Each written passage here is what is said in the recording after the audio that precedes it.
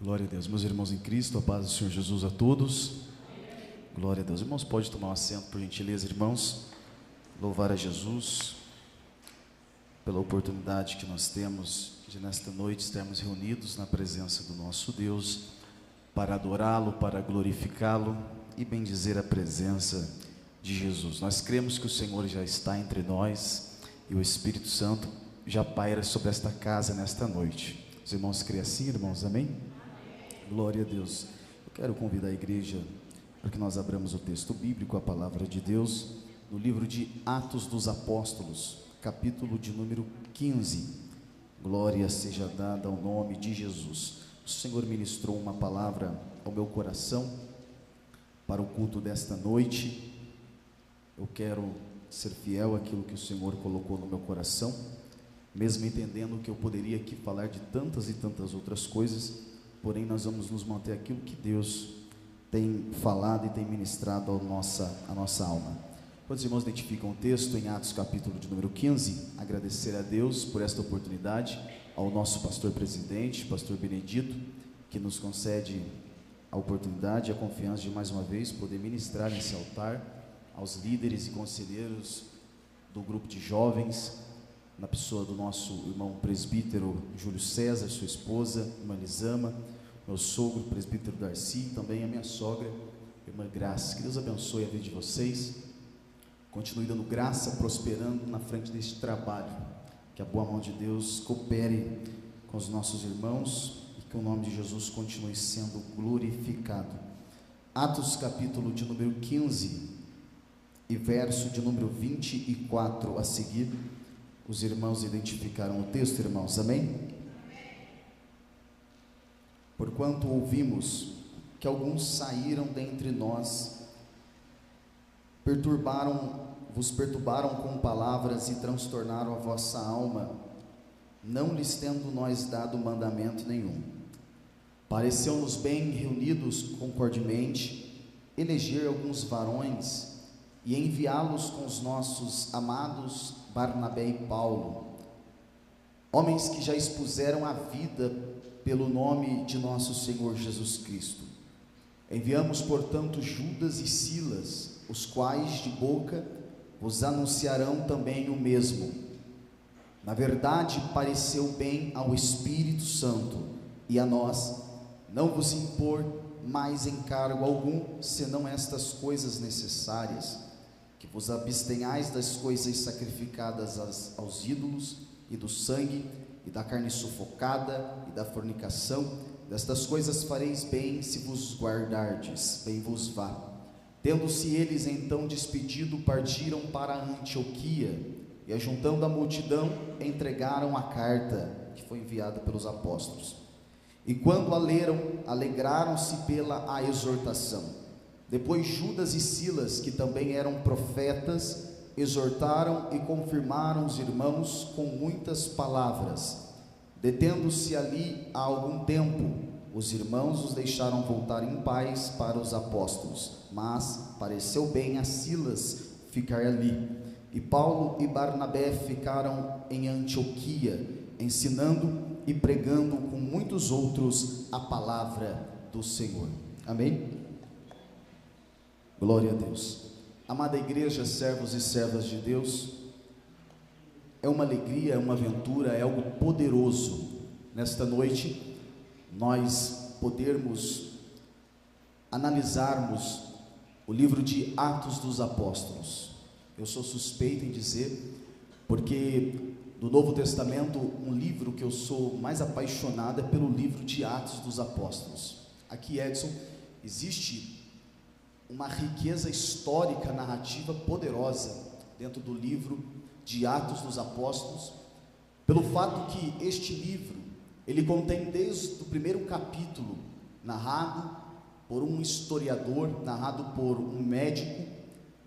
Nós temos aqui a história não apenas do nascimento da igreja de Cristo, não apenas o berço da igreja primitiva, mas também o desenrolar de toda a obra evangelística e missionária, as missões transculturais que atingiram não apenas Jerusalém, que não atingiu apenas aqueles que eram da circuncisão, mas que também atingiram toda a Europa, que atingiu com poder e graça todas as partes do Império Romano, e o nome de Jesus foi glorificado onde o Evangelho chegou. No livro de Atos dos Apóstolos, nós temos aqui um segundo tratado sendo escrito, como já disse, pelo historiador e também pelo médico chamado Lucas. Lucas, aquele que escreveu o primeiro tratado, a saber, o Evangelho de Lucas, o terceiro livro do Novo Testamento. Ali foi o primeiro tratado que Lucas ele faz, escrevendo acerca do ministério humano e terreno do Senhor Jesus. Tempos depois, este mesmo Lucas, ele se encontra com Paulo e se torna um companheiro nas viagens missionárias do apóstolo Paulo. Quando nós lemos a narrativa de Atos dos Apóstolos, a narrativa não está em terceira pessoa. Por diversas vezes nas narrativas de prisões e açoites que Paulo participou, a narrativa bíblica apresenta em primeira pessoa aquele que escreve, ele narra dizendo que estava junto com Paulo, e fala de forma como alguém que está participando ao lado de Paulo, ao lado dos missionários, todos aqueles açoites, todas aquelas afrontas que Paulo havia recebido no campo missionário. Isso nos dá a entender que Lucas, o escritor do livro de Atos, ele não escreveu apenas algo que ele ouviu do apóstolo Paulo acerca das viagens missionárias, mas o que Lucas escreve no livro de Atos dos Apóstolos são coisas que ele presenciou, que ele viu, que ele participou ao lado dos missionários enquanto pregavam por todo o Império Romano. A Bíblia Sagrada, ela nos diz desde a narrativa do capítulo de número 1, nós encontramos isso. O livro, ele traz o nome de Atos dos Apóstolos, porque existe a presença dos apóstolos anunciando o Evangelho, existe a presença dos apóstolos instruindo a igreja, existe a presença dos apóstolos se reunindo para o primeiro concílio que a igreja do Senhor teve. Porém, se nós analisarmos de fato o livro de Atos dos Apóstolos, nós vamos chegar à conclusão que o livro receberia o melhor nome, não de Atos dos Apóstolos, mas de Atos do Espírito, porque capítulo por capítulo, o Espírito Santo, pastor Benedito, está presente na vida da igreja, seja orientando, seja capacitando, ou seja direcionando. Exemplo disso é que Paulo, em algum momento, ele desce a Mísia e resolve ir para a Bitínia. O Espírito do Senhor desce e diz: Paulo, eu não quero que você vá à Bitínia. E Paulo, ele é proibido naquele momento específico de ir em direção à Europa e pregar o Evangelho. E não é porque o diabo se opôs a ele, mas foi porque o Espírito Santo direcionava, de forma que Paulo, aonde ele ia anunciar o Evangelho, ele era direcionado pelo Espírito do Senhor. Não obstante, a doutrina do Espírito Santo está muito clara nas páginas do livro de Atos dos Apóstolos. No capítulo de número 1, a Bíblia Sagrada, ela nos diz, no versículo de número 8, que o próprio Jesus, antes de subir assunto aos céus, ele disse aos seus discípulos da seguinte forma, enquanto estavam no Monte das Oliveiras, capítulo 1, versículo de número 8 de Atos dos Apóstolos, olhou para eles e disse: recebereis a virtude do Espírito Santo que há de vir sobre vós, então sim ser-me-eis testemunhas, tanto em Jerusalém, como na Judéia, Samaria e até os confins da terra. Vocês não podem apenas receber esta promessa e saírem, vocês precisam, conforme descrito em Lucas, capítulo de número 24, verso 49, eis que sobre vós eu envio a promessa do meu Pai que eu tenho dito, porém, ficai na cidade de Jerusalém, até que do alto sejais revestidos de poder. A missão da igreja era: ide e anunciai ao mundo o testemunho e o poder do nome de Cristo. mas a orientação era: fica na cidade de Jerusalém, até que do alto vocês recebam poder, até que do alto vocês recebam de fato o revestimento do Espírito, porque era impossível que simples pescadores saíssem para anunciar e tivessem algum tipo de resultado. Era impossível homens que não eram pessoas cultas, que não eram doutores, era impossível que estes fossem sem o Espírito Santo e tivesse algum resultado naquilo que eles fariam.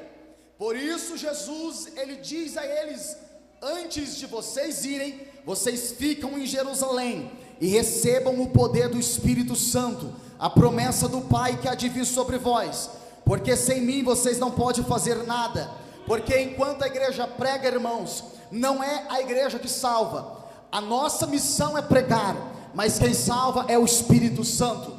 Não é a igreja que cura, enquanto nós oramos, é o Espírito Santo que cura. Não somos nós que fazemos obra alguma. Se nós formos com a nossa própria força, se nós formos com o nosso próprio intelecto, se nós formos com a nossa própria capacidade, a gente vai e volta envergonhado. Agora, quando o Espírito Santo, ele olha para nós e diz: pode ir, porque está revestido de autoridade. Pode ir, porque está revestido de unção. Pode ir, porque eu já separei. Pode ir, porque eu já ungi. Nós colocamos a mão e o Espírito Santo cura. A gente prega e o Espírito Santo salva. A gente fala e o Espírito Santo confirma as palavras com os sinais que seguem aqueles que andam debaixo da orientação e da direção do Espírito do Senhor. A igreja está entendendo essa palavra nessa noite? O livro de Atos dos Apóstolos nos narra a importância que se dá, e a importância que a igreja precisa pôr na pessoa do Espírito Santo, entendendo que o agente que faz com que a igreja avance, o agente que faz com que a igreja seja uma igreja viva, tenha resultado naquilo que faz, tenha resultado no seu trabalho, é o Espírito Santo que habita na vida dela. É por isso que a ordem é: vocês vão e preguem, mas a orientação é: primeiro fiquem em Jerusalém e recebam poder, e depois vocês vão. É isso que nós temos no livro de Atos dos Apóstolos, e é isso que nós temos a igreja seguindo na risca. Existe uma agenda missionária que o próprio Deus, ele dá aos seus discípulos. Capítulo 1, verso de número 8: vocês serão minhas testemunhas, primeiro em Jerusalém. Repita comigo, por favor: Jerusalém. Repita comigo: Judeia. Repita comigo: Samaria. Repita comigo: até os confins da terra. Essa era a agenda missionária que o próprio Jesus deu a eles. Eles seguem à risca. Se nós lermos, por exemplo, o livro de Atos dos Apóstolos, do capítulo de número 1 até o capítulo de número 7, na instituição dos diáconos da igreja de Jerusalém, nós vamos perceber, pastor Benedito, que o evangelho ele está sendo pregado em todo o território de Jerusalém e da Judeia. Os judeus estão recebendo o poder do Senhor, estão recebendo a mensagem do evangelho, e a Bíblia diz que o resultado é: almas estão sendo arrebanhadas. Na primeira pregação de Pedro, quase 3.000 almas. Ele continua pregando, o Senhor continua fazendo, sinais continuam acontecendo. Na Porta Formosa tem um aleijado, olha para Pedro, pede esmola. Pedro olha a ele e diz: eu não tenho prata nem ouro, o que eu tenho eu te dou. Revestido do Espírito Santo, o Espírito Santo segurou na mão de Pedro e disse: pode falar com autoridade, porque o que você fala eu confirmo a palavra. Então Pedro pega na mão dele e diz: eu não tenho prata, eu não tenho ouro, mas eu tenho uma coisa: em nome de Jesus Cristo Nazareno, levanta e anda. O paralítico levanta e anda. O que é isso? É o Espírito Santo operando através da igreja. O Espírito Santo está presente a cada texto. O Espírito Santo está presente a cada capítulo. O Espírito Santo está presente a cada tempo, aqui dentro do livro de Atos dos Apóstolos. Do capítulo de número 1 ao capítulo de número 7, o evangelho está sendo pregado em Jerusalém e na Judeia.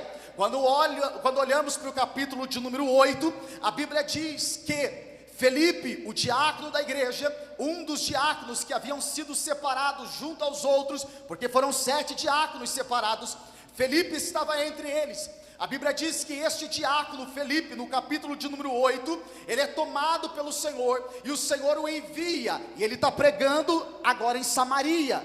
O evangelho não ficou preso em Jerusalém, o evangelho não ficou preso na Judeia, mas agora o evangelho se estendia conforme a ordem e a agenda missionária também em Samaria, e o resultado foi o mesmo. O Espírito Santo acompanhou o diácono da igreja, o diácono pregava e grandes milagres estavam acontecendo em Samaria. Enfermos eram curados, cegos estavam vendo, mudos estavam falando, coxos estavam andando, o evangelho estava sendo pregado e o nome de Jesus estava sendo glorificado. O evangelho não fica preso somente em Jerusalém, na Judeia ou Samaria, mas a orientação era: esse evangelho também será pregado aos confins da terra.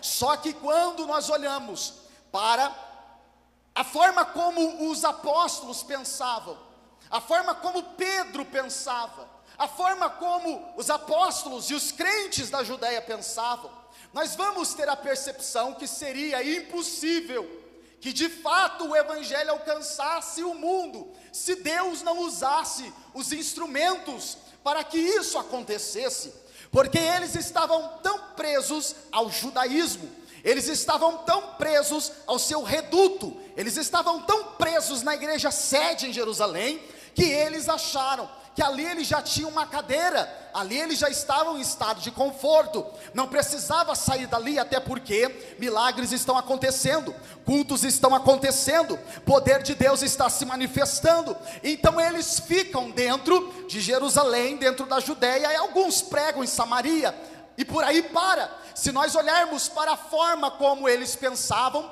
nós vamos entender que era impossível que de fato o evangelho alcançasse o mundo. Mas quando chega no capítulo de número 9, o Senhor resolve usar o instrumento do sofrimento. O Senhor resolve, obreiros do Senhor, a usar o instrumento chamado perseguição. A perseguição veio sobre a igreja de Jerusalém.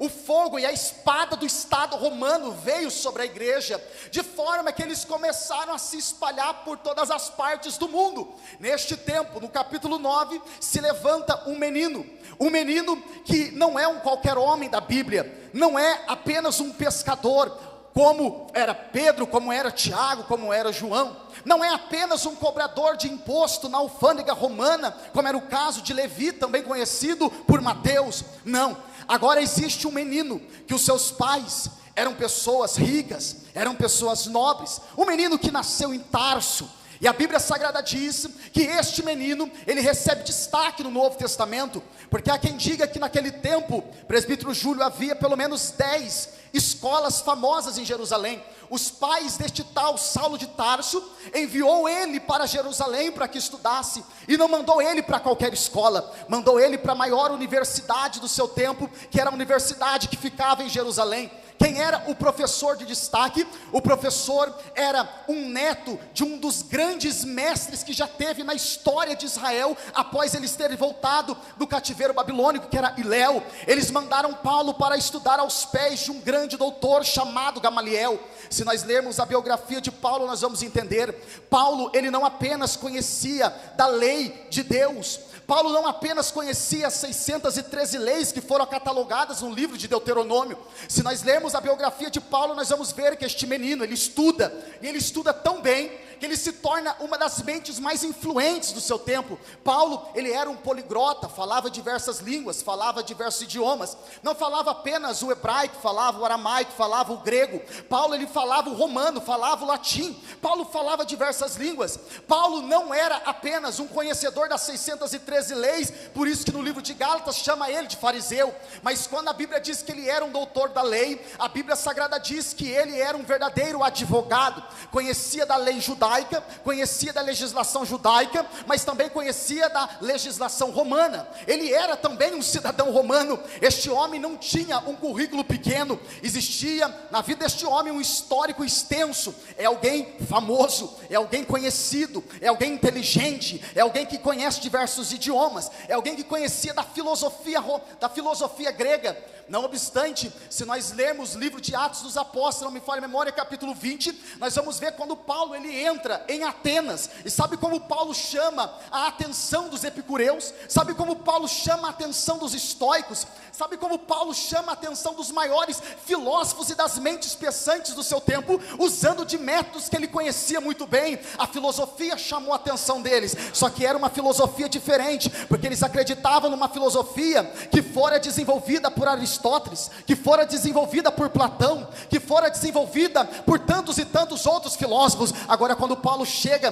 dentro da cidade de Atenas, ele começa a dizer assim: vocês estão acostumados com diversas e diversas filosofias, mas ouça, existe um Deus do céu, que criou o universo pelo poder da sua palavra, e que pelo poder da sua palavra, faz com que todas estas coisas continuem existindo. Era este o Deus que Paulo pregava. Os estoicos, os epicureus, os filósofos, corriam para a praça e diziam: o que esse homem está pregando? A gente quer ouvir, que filosofia nova é essa? E Paulo olhava para eles e dizia: não é apenas uma filosofia de palavras humanas. E Paulo colocava a mão sobre os enfermos, e os enfermos eram curados, os demônios eram expulsos, as enfermidades iam embora. Eles olhavam e diziam: que doutrina é essa? Que quando ele fala com autoridade. Quando ele fala, o céu se evoca e se manifesta na terra. Que filosofia é essa? Aleluia. Era este o Paulo, que no capítulo de número 9 da carta, que no capítulo de número 9 do livro de Atos dos Apóstolos, antes de se encontrar com Jesus, ele se torna, irmão Edson, um dos grandes perseguidores, porque ele foi criado no caminho do judaísmo. Ele foi criado e ele foi feito como uma máquina pensante do judaísmo, para que não permitisse, não aceitasse que nenhuma outra seita se levantasse. Quando ele saiu da faculdade já formado, cheio de autoridade e arrogância, ele ouve dizer que em Jerusalém se prolifera uma seita chamada seita O Caminho, e que eles pregam sobre um tal de Jesus. Paulo cheio de arrogância, Saulo cheio de arrogância. E é digno de nota que Deus ele não mudou o nome de Saulo para Paulo. Isso aí não existe. Um nome é hebraico, outro nome é romano. Há quem diga que o Senhor transformou o Saulo em Paulo, né? Isso aí não existe na Bíblia, não existe em lugar nenhum. O Senhor mudou o nome de Abraão, o Senhor mudou o nome de Sara, de Paulo não mudou coisa nenhuma. Saulo também é chamado de Saulo depois da conversão. Este homem chamado Saulo, ou chamado Paulo, seja no hebraico ou seja no romano, ele se levanta com arrogância e diz da seguinte maneira: quer dizer que se levantou um grupo de pessoas, quer dizer que se levantou uma seita, achando que eles podem se proliferar em Jerusalém. Ele pega cartas e ele começa a perseguir, pastor. Ele começa a perseguir, não tinha quem ficasse parado na frente desse homem. Ele destruía igrejas, ele perseguia cristãos. Mal sabia ele que o Senhor olharia para o maior perseguidor e o maior destruidor de igreja e transformaria ele no maior plantador de igrejas em todo o Império Romano. Mal sabia ele que aquele que matava os cristãos, matava os fiéis ao nome de Jesus, seria um dos maiores propagadores do Evangelho do Novo Testamento. A Bíblia Sagrada diz que o apóstolo Paulo, ou ainda Paulo, sem conhecer Jesus, ele dispersa todos os crentes que estão em Jerusalém, que estão na Judéia, e por todo o mundo eles vão se espalhando. Paulo está tranquilo em Jerusalém, pensando e dizendo: agora está sossegado, porque a gente já esparramou, a gente já espalhou todo mundo daqui. A perseguição da espada, aqueles que eram pegos ou eram para a prisão, ou eram mortos, e outros eram obrigados a blasfemar o nome de Cristo. E Paulo está alegre com isso, porém como um animal selvagem que ainda respira ameaças de morte. Um belo dia chega um mensageiro para Paulo, e Paulo está todo feliz, dizendo: eu consegui acabar, destruir com esse povo aqui em Jerusalém. Daí chega alguém para Paulo e diz: Paulo, a gente tem um grande problema. E qual é o problema? Eu imagino o mensageiro olhando para Paulo e dizendo: Paulo, de fato você esparramou todo mundo em Jerusalém, mas eles saíram pregando por todas as partes, eles saíram pregando o evangelho a todo canto, e ouve-se dizer que está tendo cura, está tendo milagre, está tendo cruzada evangelística lá em Damasco, pastor Benedito, e não tem ninguém mais segurando este povo. Eles estão pregando e os demônios estão sendo expulsos, eles estão pregando, pastor Pedro, e pessoas estão sendo curadas, estão sendo salvas. Ninguém consegue parar esse povo, eles estão crescendo de forma avassaladora, como se fosse uma praga. Paulo, ele pega cartas e se direciona a Damasco. Eu imagino Jesus Cristo lá do céu olhando e dizendo: será que ninguém vai parar esse rapaz não? Ele está matando, ele está prendendo, ele está fazendo o que quiser, ele tem autorização do Estado, ele pode fazer tudo o que ele quiser, ele prende, ele mata, ele leva prisioneiro, eles fazem os meus filhos se blasfemar. Cadê Paulo? Cadê Pedro, que era corajoso, que pegava uma espada e arrancava a orelha de Malco? Cadê Pedro? Está escondido em Jerusalém. Cadê Tiago? Cadê João? Cadê os apóstolos? Eles não conseguem ficar na frente de um homem que tem poder na mão para matar, que tem poder na mão para prender. Eu imagino Jesus Cristo olhando lá do céu e dizendo: se lá na terra não tem ninguém para parar este rapaz, eu mesmo vou descer lá. A Bíblia Sagrada diz que Paulo está de caminho indo para Damasco, e quando chega no meio do caminho, a Bíblia Sagrada diz que aparece uma luz. No capítulo de número 9 isso é omitido, mas no capítulo de número 22, a Bíblia Sagrada diz que o Senhor apareceu a ele num momento bem interessante. A Bíblia Sagrada diz que o Senhor apareceu a Paulo, ou a Saulo de Tarso, no caminho, enquanto ele ia para Damasco, ao meio-dia. Ao meio-dia é o momento do dia, onde o sol está no centro do céu, onde o sol está na sua maior força de luz. A Bíblia Sagrada diz que quando a luz do Cristo vivo parou na frente do caminho de Paulo, ele caiu para o chão e ficou cego, porque a luz que brilhou nos olhos de Paulo era mais forte do que a luz do sol do meio-dia. Olhou para Paulo e disse: ei Paulo, quem que você está achando que você é para parar o meu povo e para parar a minha obra? Paulo cai no chão e ele diz: o que queres, Senhor, que eu te faça? O Senhor olha para ele e diz: a partir de hoje você vai saber o quanto você vai padecer por causa do meu nome, porque Paulo, hoje eu coloco um anzol na tua boca, hoje eu coloco um anzol no teu queixo, hoje eu te trago para o meu reino, hoje eu te salvo, hoje eu te cego e mostro para você o caminho do reino. E quando Deus, irmãos, coloca o anzol no queixo, quando Deus coloca o anzol na boca de alguém, não tem anjo no céu, não tem homem na terra, não tem demônio no inferno que pare uma chamada, que pare a obra do Senhor, que pare aquilo que Deus está pronto para fazer na terra. Eu tenho uma palavra de Deus ao coração da igreja do Senhor nessa noite. Quando Deus resolve fazer uma obra poderosa, a mão do homem não pode parar, a mão do Estado não pode parar, a mão do governo não pode parar, a mão dos homens não pode parar, porque se Deus falou, operando eu, quem impedirá a mão do Deus Todo-Poderoso de fazer? Aleluia. E Paulo naquele momento ele se torna, a partir do capítulo 9, um dos maiores arautos do cristianismo, aquele que seria responsável por escrever a maior parte dos livros que há no Novo Testamento. O Senhor levanta este homem com uma autoridade tão poderosa. Eu imagino Jesus olhando para ele, presbítero Darcy, dizendo assim: eu sei que Pedro não tem capacidade de ir em lugares que eu quero te levar. Eu imagino, Júlio, Jesus olhando para Paulo e dizendo assim: Paulo, eu quero fazer com que o meu evangelho chegue lá na guarda pretoriana.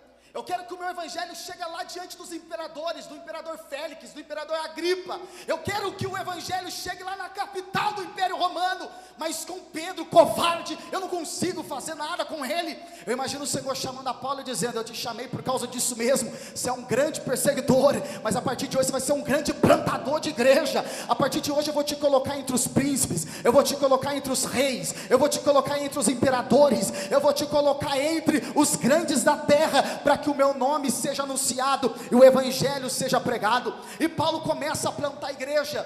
A Bíblia Sagrada diz, irmãos, que no capítulo de número 9, que após a conversão de Saulo, e aqui eu corro para encerrar, a Bíblia diz que quando Paulo ele é alvejado pela glória de Deus e pelo poder do Senhor, no caminho que ia para Damasco, a Bíblia Sagrada diz que ele não foi para Jerusalém. Ele ficou pregando em Damasco. De Damasco ele subiu para a Arábia. Na Arábia ele ficou 3 anos. E a Bíblia não diz nada sobre esses 3 anos que Paulo ficou na Arábia. Há quem diga, e pelo menos eu acredito como leitor da Bíblia, que foram os 3 anos exatos que o Senhor usou para colocar Paulo numa escola espiritual. Acredito piamente que foi aqueles 3 anos. Jesus ficou com uma escola de discípulos, quantos anos ensinando os discípulos? Quantos anos, irmãos? 3 anos. Eu imagino o Senhor olhando e dizendo: agora eu tenho que ensinar esse rapaz também. Só que a diferença, presbítero Júlio, é que os discípulos aprenderam com Jesus ainda em carne. Agora, Paulo, quando foi para a Arábia, ele foi aprender com o Cristo crucificado, e ressurreto, e glorificado. Foi Paulo que testemunhou isso. Irmão Juan está falando heresia, não está. Foi Paulo que disse isso. Eu conheço um homem, que se no corpo não sei, se fora do corpo não sei, ele foi levado até o 3º céus, e viu coisas inefáveis que ao homem não é lícito contar. Não sou eu que digo, é Paulo que diz na sua carta aos Coríntios: o que eu recebi do Senhor, eu também ensinei. Marcos, quando foi escrever o Evangelho, recebeu de Pedro. Lucas, quando foi escrever, recebeu de Paulo. Os apóstolos, quando foram receber, receberam de alguém. Receberam, os discípulos receberam.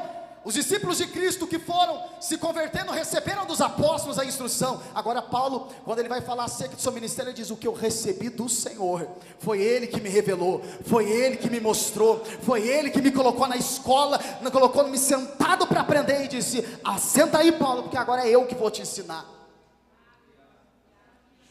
A partir daquele momento, Paulo, ele sai dali, vai para Jerusalém. Em Jerusalém a igreja manda ele para Tarso. Paulo fica muitos e muitos anos em Tarso, até que um dia Barnabé é enviado para uma obra missionária que está acontecendo na Antioquia da Síria.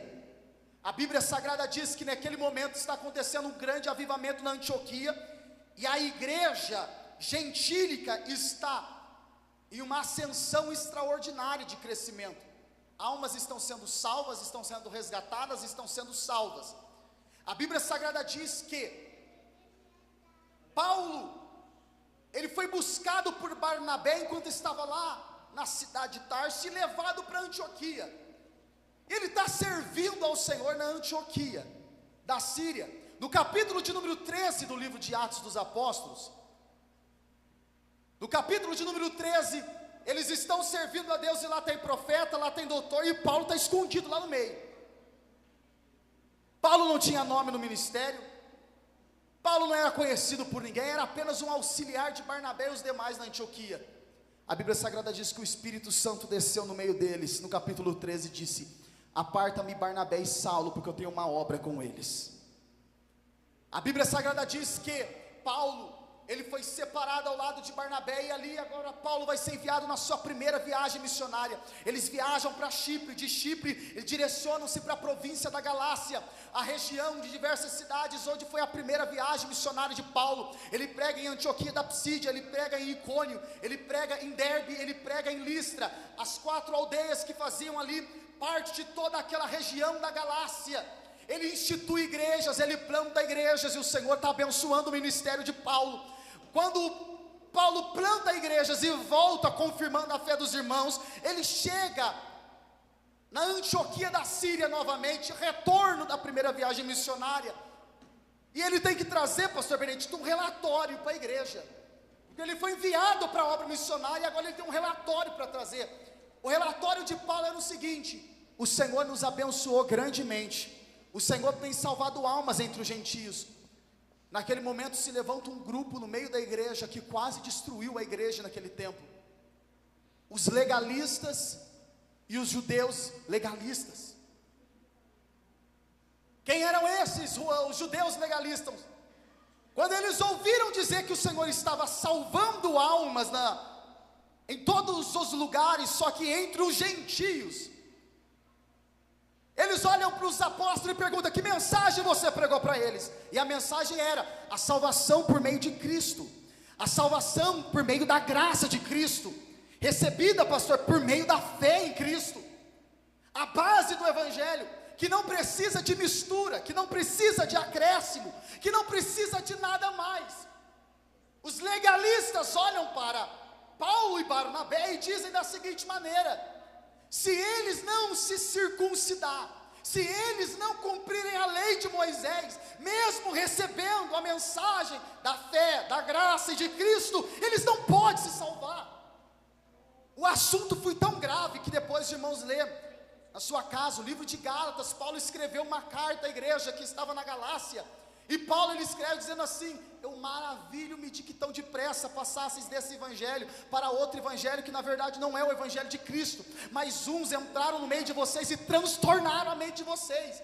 Eles pregaram um evangelho diferente daquele que eu ensinei. Daí Paulo diz assim, ó: ainda que eu mesmo vá e anuncie outro evangelho, ainda que um anjo desça e anuncie um evangelho diferente, que o tal seja anátema. Aqueles que estão anunciando um evangelho diferente são inimigos da cruz de Cristo. Quem eram esses? Legalistas judeus que estavam infiltrados no meio da igreja. Quem eram esses legalistas? Eram homens que impunham uma regra da lei judaica acima da própria revelação de Cristo. Eram homens que elevavam a tradição e o costume judaico acima do que diz as Escrituras.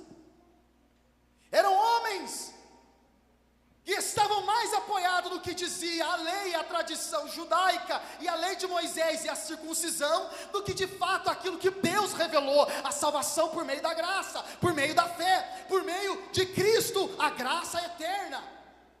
Isso era um problema para a igreja, porque estava dividindo a igreja de Cristo. Os judeus estavam com seu exclusivismo dentro da igreja, dizendo: nós somos os escolhidos, nós estamos certos, porque nós conservamos as tradições judaicas, a circuncisão, a lei de Moisés. E a igreja gentílica, ela não guarda aquilo que nós judeus guardamos. A igreja vivia dividida. Isso, irmãos, é um problema interno.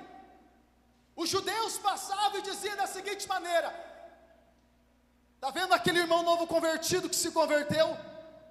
Aceitou Jesus pela fé, creu em Cristo pela fé, foi salvo assim como nós pela graça, recebeu o dom do Espírito Santo. Pois bem, mas ele não guarda a mesma tradição que eu, então nem a paz do Senhor eu dou para ele.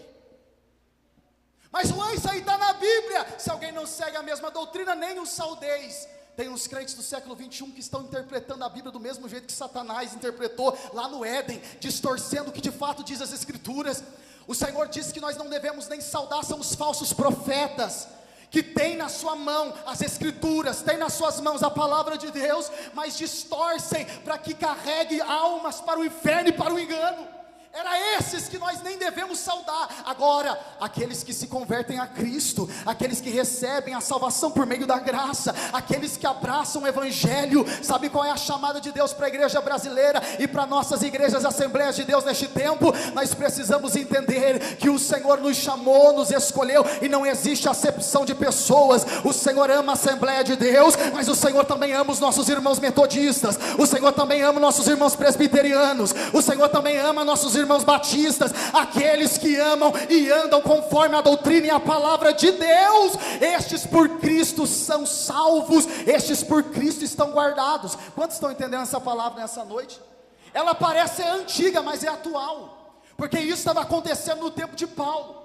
A briga foi tão grande, pastor Benedito, que eles disseram assim: se eu, judeu, se aqueles novos convertidos não seguirem as nossas tradições de judeus, eles não podem ser salvos. A discussão foi tão grande que Paulo disse assim: ó, vamos todo mundo então subir para Jerusalém, para o primeiro concílio, para conversar com os apóstolos. A discussão foi grande.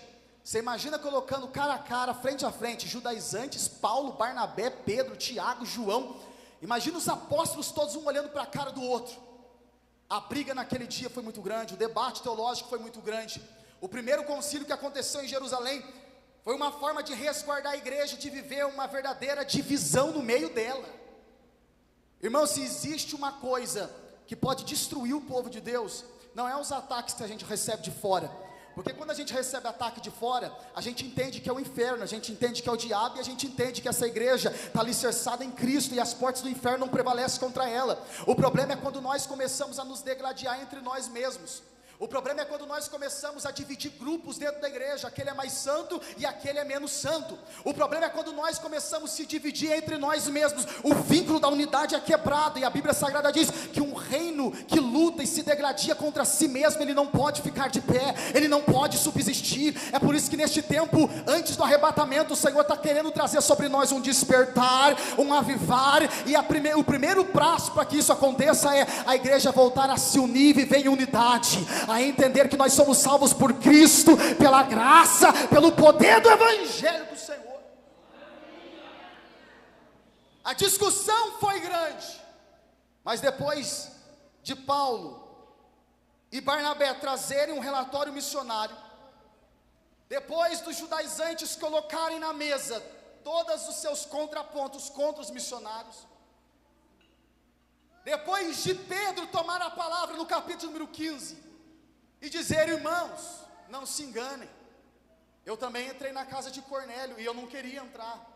Foi o Senhor que me fez entrar lá, me mostrou uma visão que descia vários quadrúpedes, coisas que a gente não come, desceu num lençol, e o Senhor disse: mata e come. Eu disse: eu não toco em coisa impura. E o Senhor disse: não torna impuro aquilo que eu santifiquei. Atos capítulo número 10, uma revelação acerca dos gentios. Vai até Jope, busca Pedro, leva na casa de Cornélio, e Pedro começa a dar o testemunho de tudo que aconteceu em Atos capítulo número 10. O mesmo Espírito que desceu sobre nós também desceu sobre os gentios, que não seguem as mesmas tradições que nós. O mesmo Espírito que nos salvou também salvou a eles, e o reino de Deus não faz acepção. Depois de todo mundo colocar na mesa, vem Tiago e vem pautando a salvação dos gentios, com base bíblica doutrinária do Antigo Testamento, dizendo: irmãos, a promessa da salvação dos gentios não é apenas para nós, também é para eles, está no Antigo Testamento. Daí no final de toda a reunião eles selaram, e sabe que jeito que a reunião foi selada? Eles escrevem uma carta para a igreja que estava entre os gentios. Eles dizem assim: ó, a partir de hoje, a gente não quer mais esses judeus legalistas ditando regras e impondo coisas, que na verdade o próprio Jesus condenou. São pessoas que coam um mosquito e engolem um camelo, que querem tirar cisco do olho do irmão, sendo que tem uma trave no olho dele. Foi para grupos como esses que Jesus disse assim: vocês são como sepulcros caiados. Você sabe o que é um sepulcro caiado? Sepulcro caiado é: você vai lá, ele é feito todo de mármore, está cheio de flor, é a coisa mais linda do mundo, mas dentro dele só tem cadáveres. Era o Senhor dizendo: sim, feita muito bem por fora, mas dentro está cheio de podridão. Esses legalistas judeus eram exatamente esse tipo de pessoa, impunham coisas que nem eles mesmos tinham capacidade de carregar. A igreja acaba com aquilo no primeiro concílio que houve em Jerusalém, e após isso, sabe qual foi o resultado? Eles escrevem uma carta e mandam à igreja, e olha o que eles dizem: pareceu bem a nós e ao Espírito. É isso? É isso que diz as Escrituras? Só para me encerrar, coloca o texto para a gente, por gentileza, se puder, capítulo 15 de Atos dos Apóstolos, verso de número 28. Pareceu bem a nós e ao Espírito Santo. É isso que está escrito? Pareceu bem ao Espírito Santo e a nós. Porque a palavra final nunca vai ser nossa. A palavra final sempre vai ser do Espírito Santo, que manda e governa na igreja. Sabe o que nós precisamos entender, irmãos? O que nós precisamos entender é o seguinte: o Espírito Santo, ele está no nosso meio não apenas quando o fogo está descendo, quando os crentes estão no manto e no mistério. O Espírito Santo não está no nosso meio somente quando a glória está descendo, quando os músicos estão cantando, quando o pregador está pregando. O Espírito Santo não está no nosso meio somente quando a glória está envolvendo a igreja. Então, se o Espírito Santo não está no nosso meio somente quando a glória nos envolve, onde mais está o Espírito Santo? O Espírito Santo também está administrando quando tem problemas internos a ser resolvidos dentro da casa. Os irmãos estão entendendo o que eu estou pregando essa noite, sim ou não? É o que Jesus colocou no meu coração. Eu poderia pregar tantas e tantas outras coisas aqui, mas o Espírito Santo falava exatamente isso no meu coração. Eu também administro e cuido, até quando os problemas internos tentam assolar dentro da minha casa.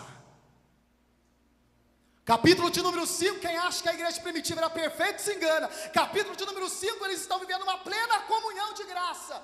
até chegar um Ananias e Safira cheio de mentira, com o engodo do diabo, e tentar implantar a mentira, a hipocrisia e o engano. O Espírito Santo manifesta e revela o pecado, dizendo: a minha igreja não vai ser manchada internamente, porque o Espírito Santo que habita no meio dela ainda cuida, ainda santifica, ainda purifica, ainda revela, ainda confronta e ainda mostra o caminho que a gente tem que seguir. Problemas internos aconteceram, capítulo de número 6, as viúvas estão criticando, as viúvas dos hebreus estão criticando, os gregos estão criticando os hebreus, porque as viúvas não estavam sendo atendidas.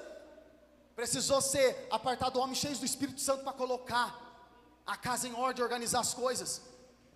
E por que você está dizendo isso, Rob? Porque o Espírito Santo, ele está conosco a todos os momentos. Não é só quando a glória está descendo, é quando o problema também está assolando a sua casa, a sua família, e até no meio do povo de Deus. O Espírito Santo está ali dizendo assim: eu quero estar sentado na mesa para administrar. E a palavra final não é nossa, a palavra final é do Espírito Santo. Enquanto nós, irmãos, olha para mim, igreja do Senhor, encerro aqui e devolvo o microfone. Enquanto nós começarmos a tratar o Espírito Santo apenas como uma parte do corpo de doutrinas que nós ensinamos nas nossas igrejas, a gente vai continuar sendo frio, a gente vai continuar dando cabeçada na parede, desorientado. O Espírito Santo não é apenas uma doutrina que a gente aprende, né, Júlio? Lá na escola teológica, dentro do seminário, paracretologia, pneumatologia. Aqueles que estudam teologia sabem, a gente para apenas para estudar a matéria do Espírito Santo. No nosso corpo de doutrinas assembleanas, os irmãos sabem disso. Existe um vasto conteúdo acerca da doutrina do Espírito Santo, mas o Espírito Santo não é apenas uma doutrina a ser discutida, não é apenas uma teoria a ser dita aqui com base em versículos. O Espírito Santo é real, o Espírito Santo é vivo, o Espírito Santo ele se move entre nós, o Espírito Santo ele age no nosso meio, o Espírito Santo ele direciona a igreja, o Espírito Santo dá discernimento para a igreja, o Espírito Santo ele revela pecado, o Espírito Santo ele confronta a nossa alma, o Espírito Santo ele descortina o céu e mostra o que de fato tem de ser mostrado. Por quê? Porque o Espírito Santo com a gente, que santifica, que purifica, que orienta, que admoesta, que redargue, que guia a igreja do Senhor. Quantos estão entendendo essa palavra nessa noite? Com a permissão do pastor, eu quero orar pela sua vida. Os irmãos podem se colocar de pé, por gentileza, irmãos. O Espírito Santo de Deus é aquele que permanece no nosso meio. O Espírito Santo, ele ainda se move no nosso meio. Você consegue fechar os seus olhos neste momento? O Espírito Santo de Deus, ele não é uma força ativa. O Espírito Santo de Deus, ele não é apenas uma doutrina a ser discutida. O Espírito Santo de Deus, ele está, por exemplo, aqui nessa casa, nesta noite. O Espírito Santo de Deus, ele está nesse lugar nessa noite. O Espírito Santo está conosco não apenas no congresso, ele está conosco na segunda-feira também. Ele está com a gente na terça-feira também, ele está com a gente na quarta-feira também, ele está contigo na quinta-feira também. Se nós queremos ver obreiros do Senhor que está à minha retaguarda, se nós queremos ver de fato a igreja do Senhor ser incendiada, isso aqui eu não digo Campos Novos, isso aqui eu digo Assembleia de Deus em geral, todos nós como servos de Deus, se de fato nós queremos ver as nossas igrejas sendo incendiadas, o primeiro fogo que precisa ser aceso é no altar do Senhor. Se nós como ministros, se nós como pregadores, se nós como líderes, pastores, ministros do Evangelho de Cristo, se nós tivermos um coração frio, a cabeça cheia de ortodoxia, mas vazios aqui dentro do coração do Espírito Santo, nós nunca vamos ver de fato as labaredas do Senhor incendiar o povo de Deus. Começa a temperatura aqui. Se nós chegarmos aqui, parece que a gente veio para a igreja às vezes chupou limão, numa cara feia, não consegue abrir a boca para adorar o nome de Jesus por nada. Se nós continuarmos frios e distantes da doutrina do Espírito Santo e do conhecimento do Espírito Santo, e agora eu estou falando com obreiros do Senhor à minha retaguarda, se nós continuarmos frios, a gente não vai conseguir ver aquilo que Deus tem para fazer na nossa vida e manifestar na vida da igreja do Senhor. Feche os teus olhos nesta noite, amado Deus.